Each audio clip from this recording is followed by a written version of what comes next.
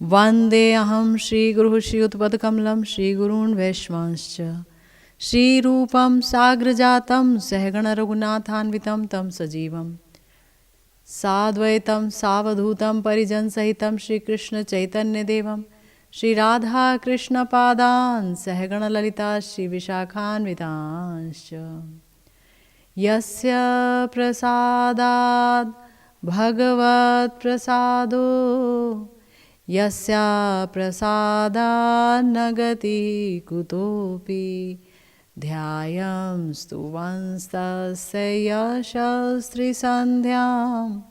वन्दे गुरोः श्रीचरणारविन्दं नमो महावदान्याय कृष्णप्रेमप्रदायते कृष्णाय कृष्णचैतन्य नाम्ने गौरत्विषे नमः। हे कृष्ण करुणा सिंधु दीनबंधु जगत्पते गोपेश गोपिका कांत राधा कांत नमोस्तुते। तप्त कांचन गौरांगी राधे वृंदावनेश्वरी वृषभानुसुते देवी त्वं नमामि हरिप्रिये। जय रूप सनातन भट्ट रघुनाथ श्रीजीव गोपाल भट्टदास रघुनाथ এই জয় গোসাইর করি চরণ বন্দন যাহা হইতে বিঘ্ননাশ অভীষ্ট পূরণ वाञ्छाकल्पतरुभ्यश्च कृपा सिन्धुभ्येव च पतितानां पावनेभ्यो वैष्णवेभ्यो नमो नमः।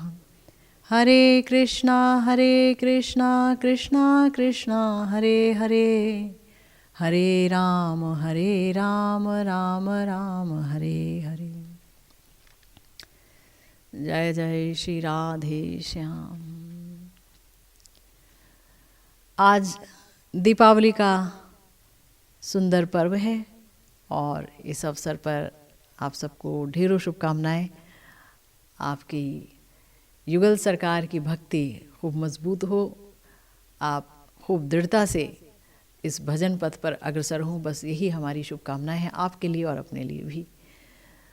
और इस अवसर पर यानी कार्तिक व्रत के सुंदर अवसर पर, कार्तिक नियम सेवा के अवसर पर हम लोग श्री नरोत्तम दास ठाकुर महाशय की प्रार्थनाओं का सुंदर आस्वादन कर रहे हैं और बहुत ही प्यारी लालसामयी प्रार्थना अभिव्यक्त कर रहे हैं श्री नरोत्तम दास ठाकुर महाशय श्री रूप मंजरी जी के चरणों में। याद रखिए, हम लोग हैं रूपानुग। रूप मंजरी जी का भाव तादाद में बहुत ज़्यादा है, पूरा है किशोरी जी से। उनके रूप के आवेश की ही मूर्ति हैं श्री रूप मंजरी जी। प्रधाना मंजरी हैं, अध्यक्षा हैं समस्त मंजरियों की श्री रूप जी। अगर वो सेवा परिपाटी नहीं सिखाएं, वो सेवा ना दें, तो किसी को भी सेवा नहीं मिल सकती है उस जगत में। तो यहाँ पर यानी इस जगत में जब हम साधक देह से भजन पूजन करते हैं तो श्री रूप गोस्वामी जी के अनुगत्य में करते हैं। वहाँ भी हम रूपानुग हैं और यहाँ भी हम रूपानुग हैं, है ना। तो वहाँ जब हम सिद्ध देह में भजन करते हैं, वहाँ का भजन यानी प्रिया प्रियतम का भजन, सिद्ध देह में उनकी सेवा करते हैं, लीला चिंतन करते हैं, उनका रूप माधुर्य का चिंतन करते हैं, जो कि गुरु कृपा से हृदय में स्फुरित होता है। तो वहाँ भी हम रूप मंजरी जी के अनुगत्य में ही सेवा करते हैं। साधने भावी बे जहाँ सिद्ध देह पाई बे तहाँ राग मार्गिर एई से उपाय, ये याद रखना होगा। तो हम बड़ी सुंदर प्रार्थना पर चर्चा कर रहे हैं। आइए एक बार फिर से इस प्रार्थना का आस्वादन करते हैं। श्री नरोत्तम दास ठाकुर महाशय श्री रूप जी के श्री चरणों में प्रार्थना कर रहे हैं। श्री रूप मंजरी पद सेई मोर संपद, सेई मोर भजन पूजन, सेई मोर प्राण धन, सेई मोर आभरण, सेई मोर जीवनेर जीवन, सेई मोर रस निधि, सेई मोर वांछा सिद्धि, सेई मोर वेदेरो धर्म, सेई व्रत सेई तप, सेई मोर मंत्र जप, सेई मोर धर्म करम। अनुकूल हबे विधि, से पदे होइबे सिद्धि, निरखिबो ए दुई नयने, से रूप माधुरी राशि प्राण कुवलय शशि प्रफुल्लित होबे निशि दिने। तुआ अदर्शन अहि गोरले जारलो देही चिरदिन तापित जीवन हाहा प्रभु करो दया देहो मोरे पद छाया नरोत्तम लइलु शरण। तो श्री नरोत्तम दास ठाकुर महाशय की बड़ी सुंदर प्रार्थना पर हमारी चर्चा हो रही है और गुरुदेव के अनुगत्य में ही हमारी चर्चा हो रही है। गुरुदेव ने हमारे जो महाजन हैं, आचार्यगण हैं, उनके विभिन्न प्रकार के ग्रंथ हैं और विभिन्न प्रकार के अनेकानेक श्लोक हैं जिनकी मार्मिक व्याख्या की है और समस्त व्याख्याओं का एक नाम दिया है। तो यहाँ जो श्री नरोत्तम दास ठाकुर महाशय की जो प्रार्थनाएं हैं, उन प्रार्थनाओं की व्याख्या करते समय उन्होंने उस व्याख्या का नाम दिया है सुधा कणिका व्याख्या। यानी कि ये जो अमृत है, भावामृत, उसकी ये जो व्याख्या मैं कर रहा हूँ वो एक कण मात्र है, मैं पूरा नहीं दिखा पा रहा हूँ। गुरुदेव ये कह रहे हैं मानो ये उनकी दीनता है। वस्तुतः श्री नरोत्तम दास ठाकुर महाशय के हृदय के समस्त भावों को हमारे प्यारे गुरुदेव बहुत अच्छी तरह से जानते हैं और लेकर के आए हैं आप सबके लिए। तो हमने ये सुना कि श्री रूप मंजरी जी के चरण ही मंजरियों के लिए संपदा हैं, संपदा से, संपत्ति से भोग होता है और श्री रूप मंजरी के श्री चरणों की सेवा से, उनके अनुगत्य से हमें भी श्री राधा कृष्ण की लीला का भोग मिलेगा, उनके रूप माधुर्य का भोग मिलेगा, है ना। ये एक कारण है। और वैसे भी देखा जाए तो ये भी बताया गया है कि अगर श्री रूप मंजरी जी की सेवा करते हैं तो श्री राधा कृष्ण की उसमें प्रसन्नता होगी, क्योंकि ये शास्त्र युक्ति है कि जब कोई व्यक्ति भगवान के किसी परम भक्त की खूब सेवा करता है तो भगवान उसे अपनी सेवा की अपेक्षा ज़्यादा अहमियत देते हैं, ज़्यादा महत्वपूर्ण मानते हैं। तो जिसने भक्तों का अनुगत्य ले रखा है, भगवान उस पर पहले कृपा करते हैं जो उनकी सेवा करता है ना। तो आगे श्री नरोत्तम दास ठाकुर महाशय ने जब कहा सेई मोर प्राणधन सेई मोर आभरण सेई मोर जीवन एरो जीवन, तो गुरुदेव कह रहे हैं श्री रूप मंजरी जी के चरणों को संपदा कहा गया, परंतु वो बाहरी संपदा हो ऐसी बात नहीं है, वो प्राणों की संपदा भी है।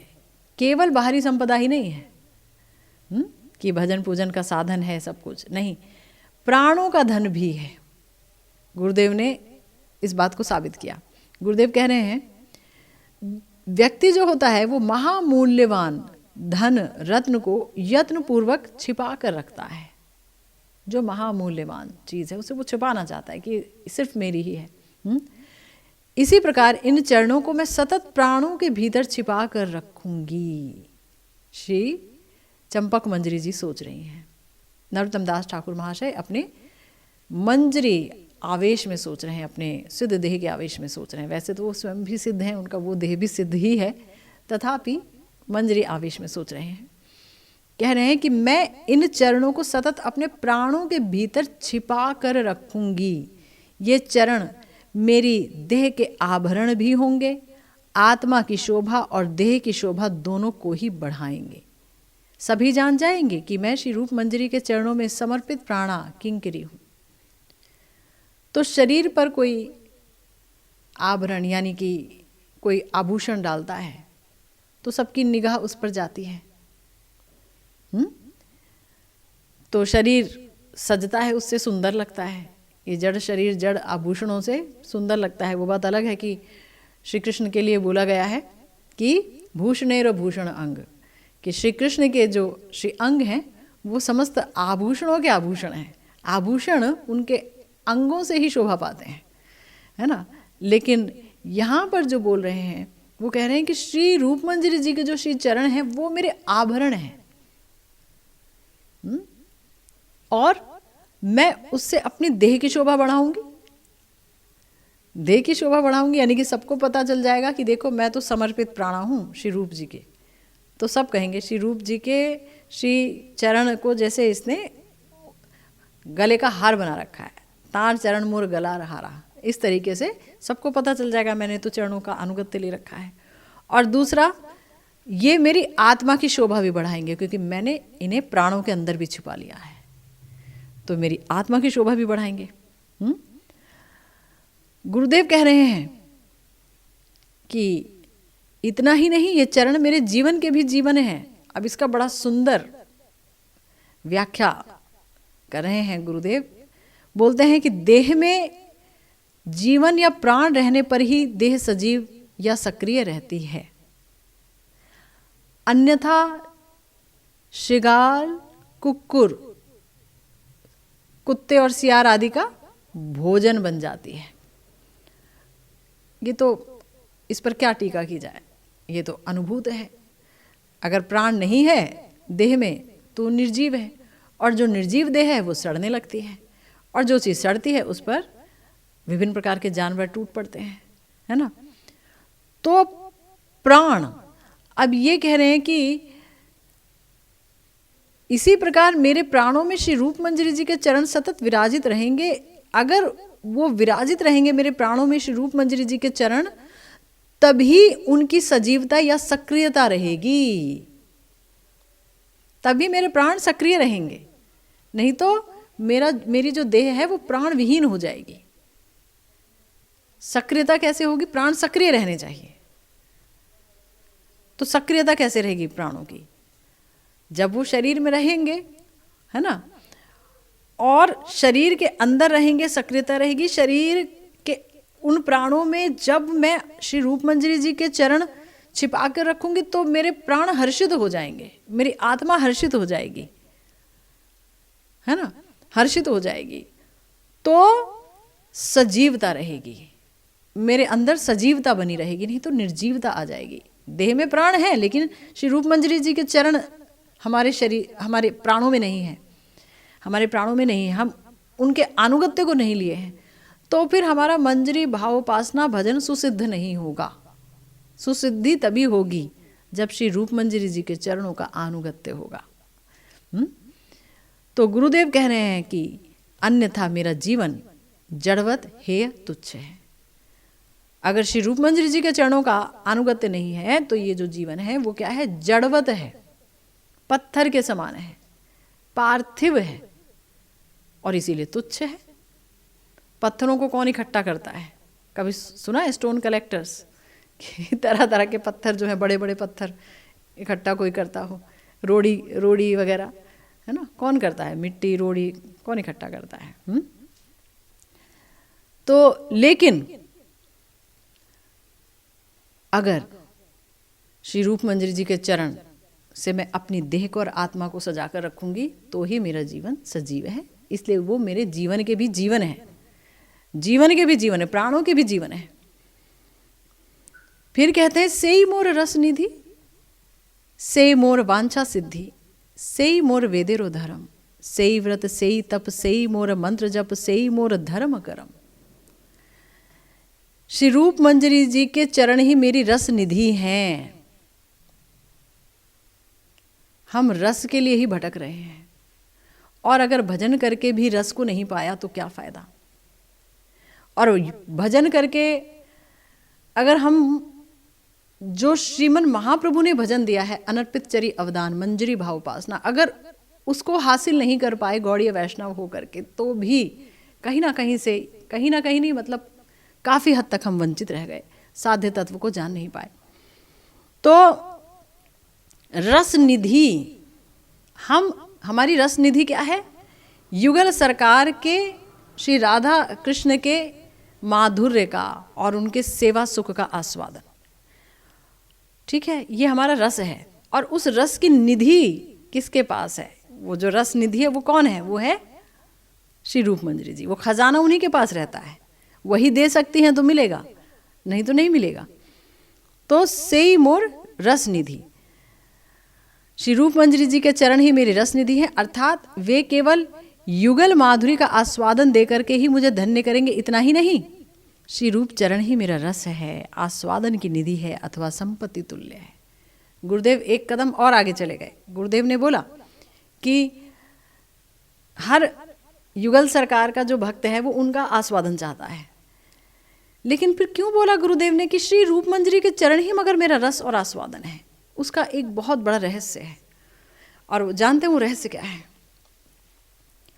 वो रहस्य है कि ये जो प्रेम है ना प्रिया प्रियतम का, इस प्रेम को समझना बहुत टेढ़ी खीर है। इसमें कोई सिद्ध हस्त होना चाहिए, पारंगत होना चाहिए इस विषय में। देखिए, एक बात समझ लीजिएगा, ब्रज में जो भक्ति होती है उसके दो विभाग किए गए हैं, एक संबंधानुगा, एक कामात्मिका या कामानुगा। संबंध एक है संबंध को लेकर के, यानी कि जो संबंध से लेकर के प्रेम होता है, जैसे कि वात्सल्य भाव, यशोदा मैया का, नंद बाबा का वात्सल्य भाव, तो भाई वहाँ पर पुत्र का संबंध है तो वात्सल्य भाव आ गया, प्रेम उत्पन्न हो गया। सखाओं का संबंध है कृष्ण से कि वो सखा हैं तो प्रेम उत्पन्न हो गया, ठीक है ना, बहुत इंपॉर्टेंट बात है, प्रेम उत्पन्न हो गया क्योंकि संबंध है ना। दास्य संबंध है कि भाई ठीक है ये हमारे मालिक हैं, नंद बाबा के पुत्र हैं और मैं इनका दास हूँ, तो एक संबंध है तो भी एक प्रीति हो गई। लेकिन गोपियों का जो प्रेम है वहाँ संबंध रूपी उपाधि नहीं है, संबंध भी एक उपाधि हो गया, संबंध की अपेक्षा ही नहीं है, वहाँ प्रेम है और प्रेम से उत्पन्न संबंध है। ये बहुत गहरी बात है, इसीलिए कामात्मिका कहा गया इनके प्रेम को, है ना।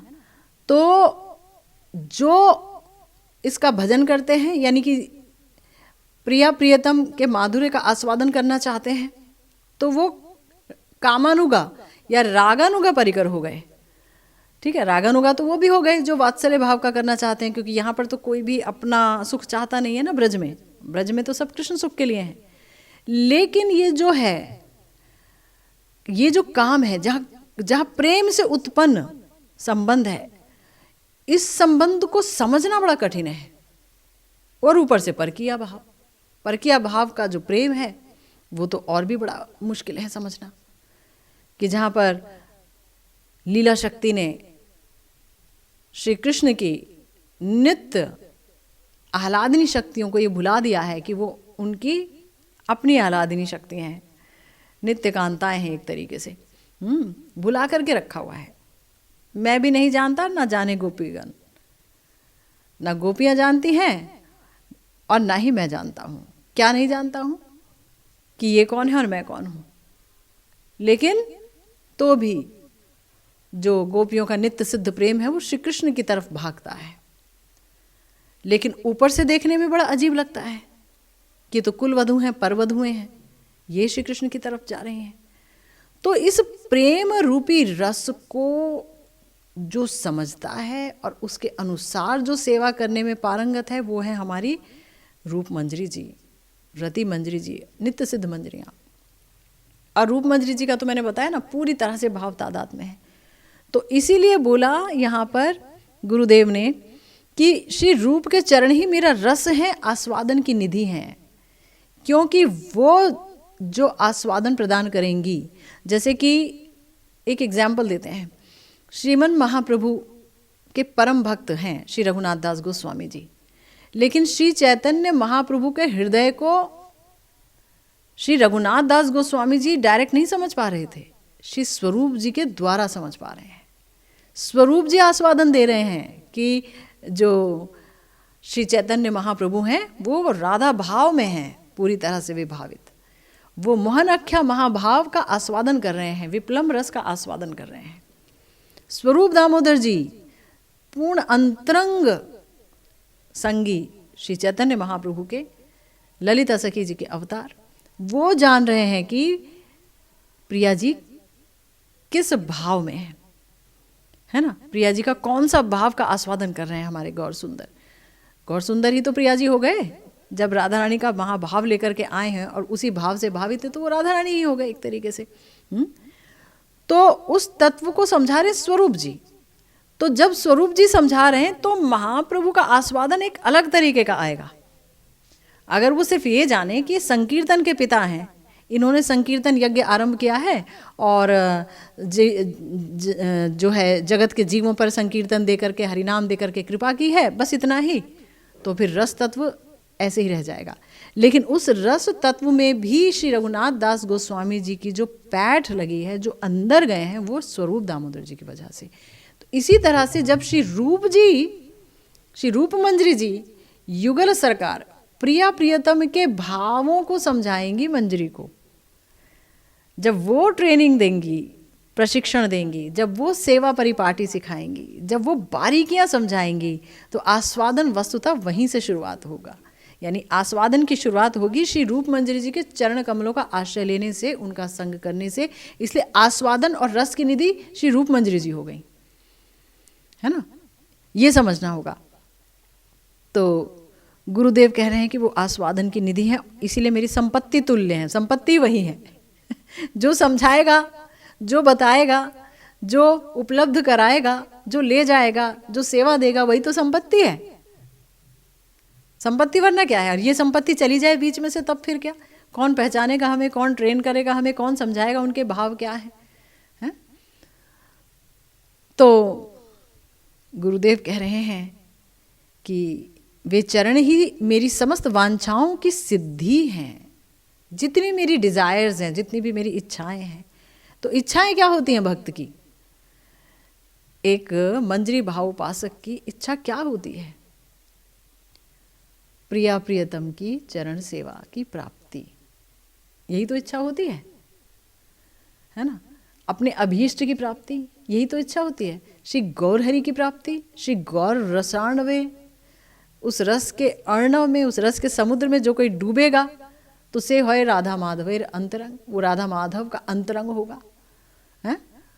तो उस गौर रस को, उस गौर के भाव को भी कौन समझाएगा? श्री रूप गोस्वामी जी। बताया ना, श्री चैतन्य मनोअभीष्टम स्थापितम जैन भूतले। और हमारे श्री नरोत्तम दास ठाकुर महाशय ने ही श्री प्रेम भक्ति चंद्रिका में जयकार दिया है हमारे सनातन रूप को। बोला कि जय सनातन रूप प्रेम भक्ति रस कूप, युगल उज्ज्वल मय तनु, जहार प्रसादे लोक पाशरिलो सर्व शोक, प्रकट कल्प तरु जनु। कल्प तरु की संज्ञा दी है, कल्प तरु, जो आपकी समस्त इच्छाओं को पूरा करता है। तो कौन सी इच्छाएं? एक भक्त की कौन सी इच्छा होती है? भक्त माने ये श्रृंगार रस, ये कामानुगा, जो रागानुगा भजन है, उसकी बात हो रही है। तो ये जो रागानुगा भजन में जो रस है, उसके जो कूप हैं, जहाँ मीठा मीठा ही रस भरा पड़ा है, जहाँ पर कोई समुद्र का खारा जल नहीं मिला हुआ है, जो एकदम प्योर है, वो है श्री सनातन रूप। तो इन्हीं के प्रसाद से लोग समस्त शोक भूल गए हैं, क्योंकि उनको ये गौरहरि का अनर्पित चरी अवदान मंजरी भाव उपासना की प्राप्ति हुई है। तो यही बोला, युगल किशोर प्रेम लक्ष्यवान जैनो हेम हैनो धन प्रकाशिला जारा, जय रूप सनातन देहो मोरे ए धन से रतन मोर गले हारा। कि युगल किशोर का जो प्रेम है ना, ये बड़ा मुश्किल है पाना और समझना, मगर ऐसे धन को जिसने प्रकाशित कर दिया, युगल किशोर के प्रेम को हमारे श्री रूप जी ने, सनातन जी ने प्रकाशित कर दिया, तो बोले मुझे यही धन दीजिए और मुझे कुछ नहीं चाहिए। तो श्री नरोत्तम दास ठाकुर महाशय वस्तुतः बारंबार श्री रूप सनातन जी की जयकार दे रहे हैं और अभी भी कह रहे हैं कि वही मेरी रस निधि है, वही मेरी वांछा सिद्धि है, वही मेरे वेद का धर्म भी है। मुझे वेद से कोई धर्म जानने की आवश्यकता नहीं है। रूप मंजरी जी ही मेरा वेद का धर्म भी है। अगर कोई कहे कि अरे तुम वेदों में वर्णित वर्णाश्रम धर्म आदि का पालन नहीं करोगे, तब तो तुम पापी हो जाओगे, तो बोले मुझे पालन करने की कोई आवश्यकता नहीं है, रूप जी मेरे सर्वस्व हैं, वही मेरे वेद का धर्म है। मुझे नहीं पता वेद में और क्या लिखा है। रूप जी जब मेरी संपत्ति है, मैं सजीव ही तब रहूँगा जब रूप जी मेरे अंदर रहेंगे, और बाहर के देह का आवरण भी वही है। तो यहाँ पर हमारे गुरुदेव कह रहे हैं कि वे चरण ही मेरी समस्त वांछाओं की सिद्धि हैं, वे ही मेरा वेद धर्म व्रत, व्रत भी वही है, मंत्र जप भी वही है, तपस्या भी वही है, धर्म भी वही है, कर्म भी वही है। धर्म कर्म जो कुछ आप उपदेश दे दो श्री नरोत्तम दास ठाकुर महाशय को, अरे धर्म बजाओ कर्म बजाओ, है ना, एक क्षण भी बिना कर्म के नहीं रह सकते, तुम ऐसे कैसे बैठे हो, तो बोलेंगे नहीं, रूप मंजरी जी के चरण ही मेरा धर्म कर्म वेदों का प्रतिपाद्य विषय, मेरे लिए सब कुछ वही है। तो यानी कि बाहर भीतर इहलोक परलोक में जो कुछ सत शुभ मंगलमय या आनंद की वस्तु हो सकती है वो है श्री रूप मंजरी जी के चरण, और वही मेरा सर्वस्व है। एकदम फोकस कर दिया कि बाहर भीतर इस लोक में या परलोक में जो कुछ अच्छा हो सकता है, मंगलमय हो सकता है, शुभ हो सकता है, वो है श्री रूप मंजरी जी के श्री चरण। तो श्री रूप मंजरी जी के श्री चरण मंजरी भाव साधकों के सर्वार्थ साधक और साध्य हैं। श्रील ठाकुर महाशय ने इस बात का बड़े ही प्रांजल रूप से वर्णन कर मंजरी भाव साधकों को एकांतिक भाव से श्री रूप का श्री चरण आश्रय ग्रहण करने की प्रेरणा दी है। सर्वार्थ साधक और साध्य है ना। आगे बोलते हैं, अनुकूल होबे विधि से पदे होइबे सिद्धि, निरखिबो ए दुई नयने, से रूप माधुरी राशि प्राण को लय शशि, प्रफुल्लित होबे निशि दिने। श्री ठाकुर महाशय सोच रहे हैं कि उन्होंने श्री रूप मंजरी जी के श्री चरणों को अपनी सर्व संपदा कहा, ये क्या केवल मुंह की बात है, अथवा वे वस्तुतः इन चरण युगल को आंतरिक रूप से वैसा ही सर्वस्व बना पाए हैं। अब देखिए, जहाँ दैन्य बहुत कूट कूट के भरा होता है ना, और ये वहीं भरा होता है जहाँ पर प्रेम बहुत होता है। हमारे गुरुदेव कहा करते थे, ये जो दैन्य है ना, भक्तों का दैन्य, ये कोई कृत्रिम दैन्य नहीं है, इस दैन्य को कमाना पड़ता है, इसे लपेट नहीं सकते आप, इसमें कोई अभिनय नहीं चलेगा, इसे कमाना पड़ता है। तो कमाई होगी दैन्य की कैसे, जब प्रेम होगा अंदर। तो प्रेम होगा, निष्कपटता होगी, निरपराधता होगी, तो दीनता भी हृदय में आएगी ही आएगी। तो हमारे जो गुरुदेव हैं वो बता रहे हैं कि श्री नरोत्तम दास ठाकुर महाशय पहले तो बोल रहे हैं सब कुछ, इतना सब कुछ कह दिया श्री रूप जी के लिए, फिर सोच रहे हैं मैंने कह दिया, क्या ये मेरे मुंह की बात है, मैंने सिर्फ कहा ही या वाकई वो मेरे सर्वस्व हैं। फिर सोच रहे हैं दीनता से भरकर, ओहो हो, मेरा ऐसा सामर्थ्य और ऐसा सौभाग्य कहाँ। यदि विधाता मेरे प्रति एकांत अनुकूल हो तो श्री रूप के चरणों में मेरी समस्त अभिलाषा सुसिद्ध होगी, है ना। मतलब मेरा ऐसा सामर्थ्य कहाँ, मेरा ऐसा सौभाग्य कहाँ कि मैं श्री रूप मंजरी जी के चरणों को अपना सर्वस्व बना पाऊं। चाहता तो हूं, परंतु अगर विधाता मेरे प्रति एकांत अनुकूल हो तो जो मैं चाह रहा हूं वो पूरा हो, बीच में ना जाने क्या कुछ हो जाए, है ना। तो गुरुदेव आगे बता रहे हैं कि यदि विधाता मेरे प्रति एकांत ही अनुकूल हो तो श्री रूप के चरणों में मेरी समस्त अभिलाषा सुसिद्ध होगी, और श्री रूप जी के श्री चरणों में ऐसा एकांत आत्मसमर्पण सुसिद्ध होने पर मेरी आंखों के आगे युगल रूप राशि सहसा फूट उठेगी। प्रयास करने की अधिक आवश्यकता नहीं है, श्री रूप जी के चरणों में एकांतिक शरणागति से ही सहसा, उन्हीं की कृपा से।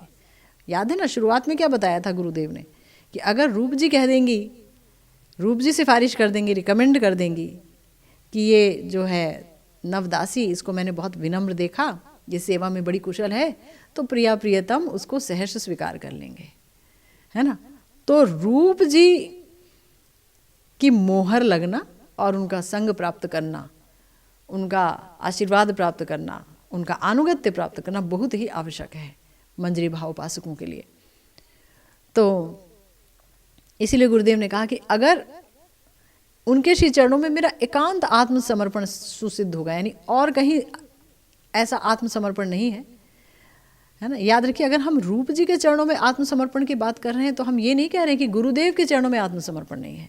वस्तुतः जैसे कि प्रेम से ही संबंध उत्थित होता है, वैसे ही श्री गुरुदेव के श्री चरणों में आत्मसमर्पण करने के बाद ही श्री रूप जी के चरणों में आत्मसमर्पण हो पाता है, वरना नहीं हो पाता। ये आप समझ लीजिए। अगर कोई सोचे कि हम गुरु अवज्ञा करके या गुरुदेव के चरणों में हम शरणागति नहीं लेंगे, रूप जी के चरणों में ले लेंगे, ठीक है, तो क्या समस्या है, तो फिर वहाँ वो समर्पण सुसिद्ध नहीं होगा, स्वीकृति नहीं होगी, क्योंकि ये चैनल है। ये जो है मतलब परंपरा से ही ऊपर जाएगा, परंपरा से ही प्रेम नीचे आएगा। समर्पण परंपरा से ही ऊपर जाएगा और प्रेम जो है परंपरा से ही ऊपर से नीचे आएगा। तो इसलिए जब गुरुदेव कहते हैं कि उस असीम युगल रूप माधुरी का दर्शन कर मेरा नित्य संगी स्वरूप प्राण रूपी नील कमल अहर्निश विकसित हो रहेगा, यानी जब मैं उस युगल रूप माधुरी का दर्शन करूंगा अपने सिद्ध देह में श्री रूप जी की कृपा से, तो ये जो मेरा प्राण रूपी कमल है वो सदा सदा के लिए विकसित रहेगा। कभी अभी तो क्या होता है, स्फूर्ति में जब प्रिया प्रियतम के दर्शन होते हैं तो विकसित हो जाता है, हर्षित हो जाते हैं, प्रसन्न हो जाते हैं, और जब वो ओझल हो जाते हैं, उनके दर्शन बंद हो जाते हैं, तो वो मुरझा जाता है प्राण रूपी कमल। लेकिन जब श्री रूप जी की कृपा होगी और वो सेवा प्रदान कर देंगी निकुंज में, और मुझे सेवा मिलती रहेगी, तो मेरा ये जो प्राण रूपी ये जो कमल है तो वो सदा सर्वदा युगल सरकार को देख करके प्रफुल्लित रहेगा, विकसित रहेगा, मुरझाएगा नहीं। युगल रूप माधुरी दर्शन की बात करते ही श्रील ठाकुर महाशय के हृदय में युगल का विरहानल प्रदीप्त हो उठा। अभी तो युगल सरकार की जैसे उन्होंने ये बात कही तो अभी तक तो भूल गए थे, श्री रूप मंजरी जी के चरणों में रोए जा रहे थे, आप ही सब कुछ हो, आप ही सब कुछ हो। अचानक जो अब तक सिलसिला चला आ रहा है प्रार्थनाओं का, वो अचानक जो है विरहानल प्रदीप्त हो उठा, जलने लगा, विरह की आग जलने लगी हृदय में, और विष ज्वाला की तरह श्री राधा कृष्ण की विरह ज्वाला भोग कर, ऐसा ही है ना ये युगल प्रेम कि बाहर से विष ज्वाला और अंदर से आनंदमय, है ना, ये अद्भुत चरित्र है कृष्ण प्रेम का। तो जो बाहर से जो विष ज्वालामय लग रहा है वस्तुतः आनंदमय ही उसका स्वरूप है, क्योंकि आनंद से उत्थित विरह है ना। आनंद से, प्रेम से उत्थित विरह का जो स्वरूप होगा वो आनंदमय होगा, ये हमेशा याद रखना है। वो कष्ट नहीं देगा, नहीं तो हमारे पुरुषार्थ ही समाप्त हो जाए। जीव का पुरुषार्थ है आनंद, तो वो आनंद रहे ही नहीं। तो आनंद है क्योंकि वो आनंद से ही उत्थित है।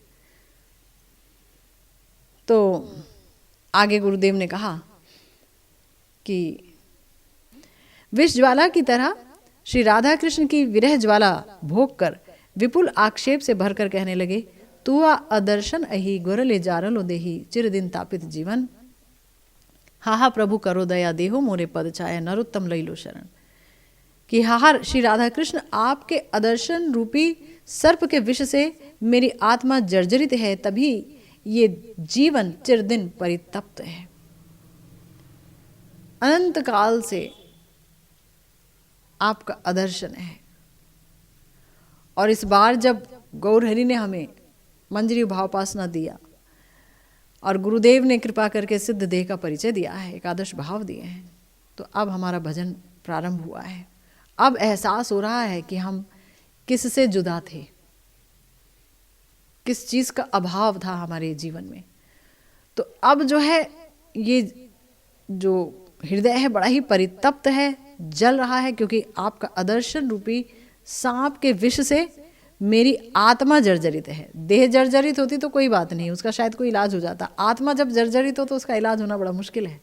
इलाज फिर वही है जिसके कारण की जर्जरित है, उनका दर्शन हो जाएगा तो ये जर्जरता समाप्त हो जाएगी।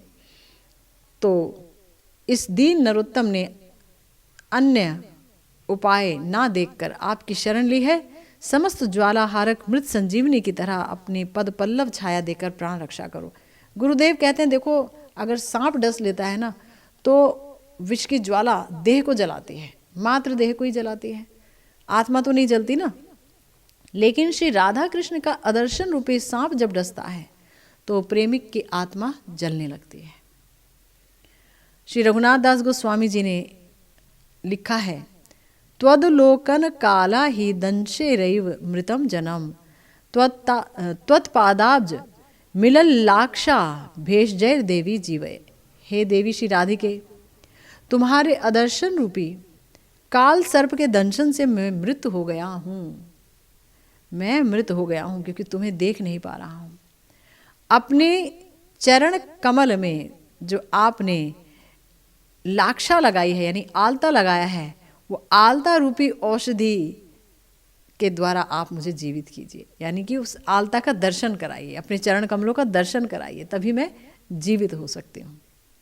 भाई अगर सांप डस लेता है तो कोई औषधि खिलानी पड़ती है ना, तो औषधि ये बता रहे हैं कि औषधि मेरे पास है, मैं उसका उपाय जानता हूँ।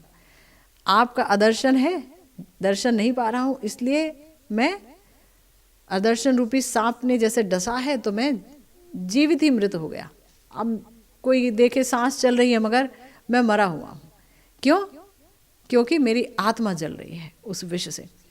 लेकिन फिर भी मैं ठीक हो सकता हूँ। कैसे? आप अपने चरण कमल जो कि आलता से युक्त हैं उसका दर्शन कराइए, वही मेरी औषधि है। गुरुदेव कह रहे हैं कि भाई ये बताओ, जो मृत हैं वे बात कैसे कर रहे हैं? अगर ये सवाल उठे, वो कह रहे हैं मैं तो मर चुका हूँ और बात कर रहे हैं, तो उत्तर है कि देह का मरण नहीं, ये आत्मा या देही का मरण है। आत्मा के लिए बोल रहे हैं कि मेरी आत्मा, मैं मर चुका हूँ। तो विरह ज्वाला से आत्मा पिसा जा रहा है। सांप काटे व्यक्ति की विष ज्वाला से मृत्यु होती है तो ज्वाला शांत हो जाती है, किंतु आत्मा का तो मरण नहीं, तभी चिरकाल ताप भोगना पड़ता है, चिरदिन तापित जीवन। भाई अगर किसी को सांप ने काट लिया और वो मर गया तो ज्वाला शांत हो गई ना, शरीर को अब क्या ज्वाला लगेगी? उसमें से तो जो देही है वो निकल गया, आत्मा निकल गई।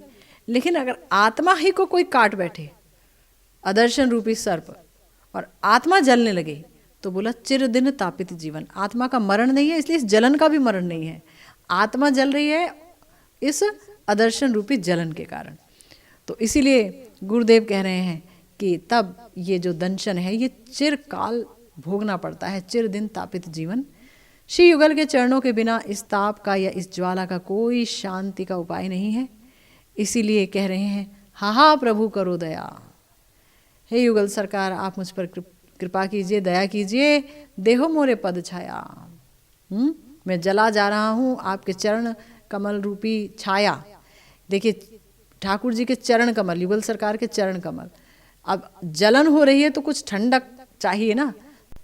तो भगवान के जो श्री चरण हैं वो कमल के समान शीतल होते हैं और सुधामय होते हैं, है ना, खूब मकरंद युक्त होते हैं। तो ठंडक ही ठंडक है, जीवन ही जीवन है ठाकुर जी के, प्रिया जी के श्री चरणों में। इसीलिए बोल रहे हैं देहो मोरे पद छाया, कि ये जो अदर्शन रूपी गरल की जो ज्वाला है, ये जो जलन है, ये आपके चरण कमल की शीतलता से ही शांत होगी। नरोत्तम लई लो शरण। नरोत्तम जी कह रहे हैं कि मैंने आपके श्री चरण कमलों की शरण ली है, मुझ शरणागत को आप ज़रूर देखिएगा, उपेक्षित मत कीजिएगा। तो बहुत सुंदर ये लालसा मेरी प्रार्थना थी, और आगे भी बहुत सुंदर एक और लालसा प्रकट कर रहे हैं श्री रूप जी। श्रीमन महाप्रभु ने चाहा तो उसका भी हम आस्वादन करेंगे। इसी के साथ आज की भागवती कथा यहीं विश्राम लेती है। जय जय श्री राधे श्याम, श्री गुरु निताय गौर सीतानाथ प्रेमानंदे, हरि हरि बोल।